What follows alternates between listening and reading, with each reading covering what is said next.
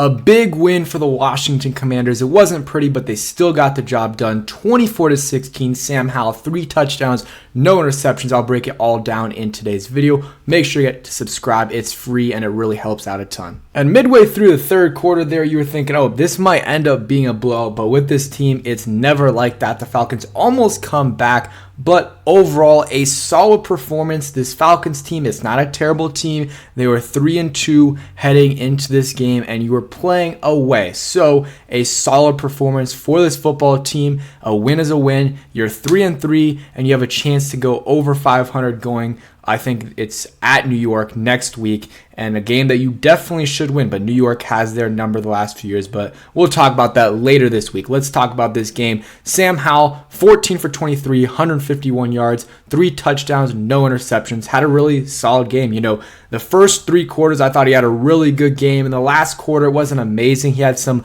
missed throws, and the play calling was a little bit iffy, but he had a good game overall besides the sacks, and I'll get into that a little bit later. But let's talk about the end of the game there. You know, the last couple possessions were just really good by this defense. They were struggling early on in this game, but, you know, some guys made some plays. Casey Howell with 2 sacks today.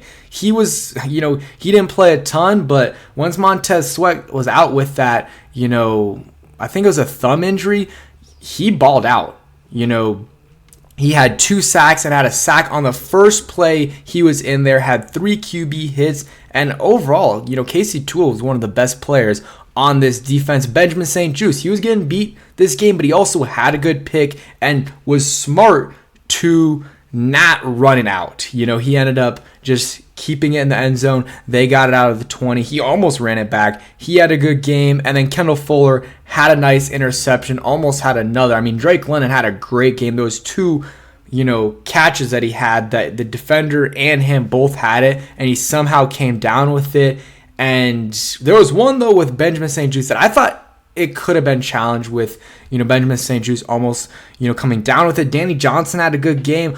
Also, Quan Martin, he had a sack where Cody Barton, technically by the rule, that was roughing the passer. It's just unfortunate. It's a really tough play. He jumped up and hit him, but Quan Martin had a forced fumble there and a sack. So I thought Quan Martin actually made some plays today. And, you know, I don't know how many snaps he played, but I saw him there a decent amount of times, and I didn't hear his name a ton, which is good. I thought Cameron Curl had a really good game, making a bunch of, you know, nice plays. Jamin Davis with an absolutely amazing interception there, covering Bijan Robinson. That is not an easy job. I think, you know, Jamin Davis deserves his flowers.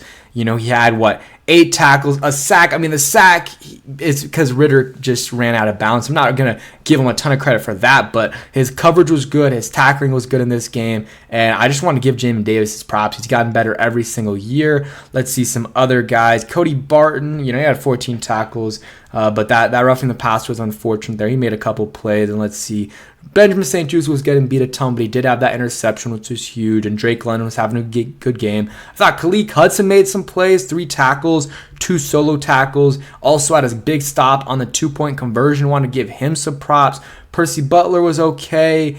He did get beat once, but the secondary wasn't awful. I mean, yeah, Benjamin St-Juste was getting beat a bit by Drake London, but besides that, like, they didn't have a ton of guys that went off there. You know, second leading receiver had 43 yards. So it was really Drake London, and everyone else had a, you know, okay game.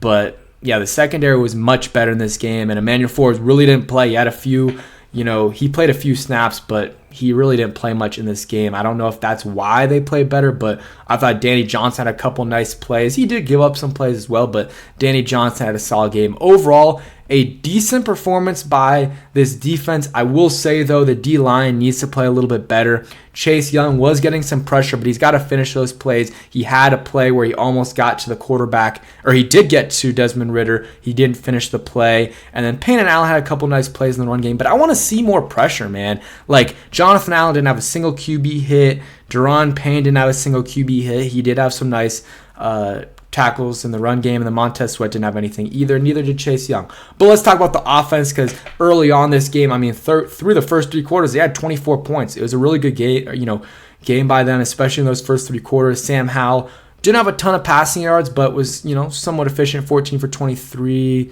I mean, what is that, like 60-something? Around 60%. 151 passing yards, 3 touchdowns, no interceptions. And the only thing, again, the sacks, like, you just can't take those. You got to throw it away. 5 sacks against this D-line from the Falcons, which had 5 going into this game, is unexcusable. You cannot do that. And just too many sacks get, taken by Sam Howell. And there were a lot of times where there's no one open down the field. Just throw that away. But he had some really good throws. He had a nice touchdown throw to Curtis Samuel. It was an easy one, but a good throw to Antonio Gibson, and the one to Brian Robinson. I love that play designed by Eric Bieniemy. It was a good throw there by Sam Howell. Terry McLaurin had a good day. 6 catches, 81 yards, 11 targets. I like them getting him involved. Curtis Samuel, 4 catches, 42 yards.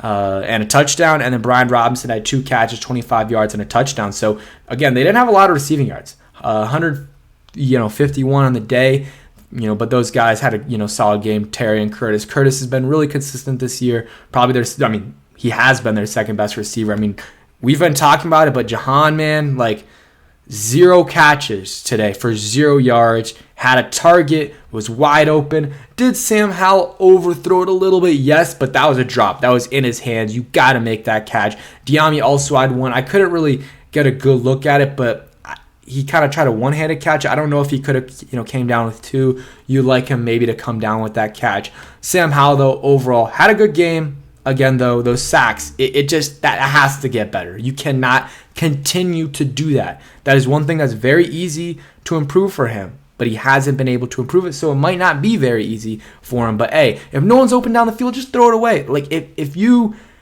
are, holding it for 2-3 seconds, no one's open, you're about to get sacked. Just throw it away or run up and get some yards.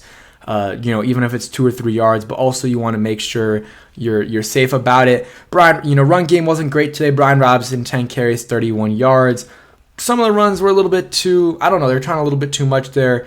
Chris Rodriguez had some nice runs, 4 for 23. Gibson, 3 for 15. Sam Howell had a couple nice runs. So, the run game, it wasn't great, but Chris Rodriguez had some nice runs and a rookie contributing there. So wanted to give a shout out to Chris Rodriguez. Had I think it was like 3 runs in a row.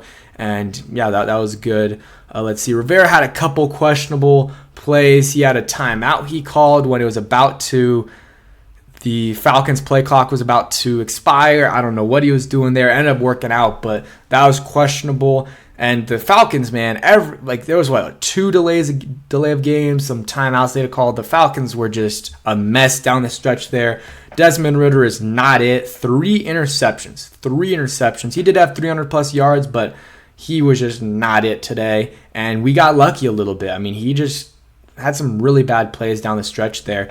And, if we were playing a different quarterback, it might have been a different story, and we would have actually had a try there at the end. Because the last, 2-3 possessions, we were just trying to run it out. And I honestly did agree with us throwing it on third down there at the end of the game. It just, it wasn't there, I guess. Also, the refs weren't great. Terry, I thought, got, there was PI against him multiple times. They didn't call it.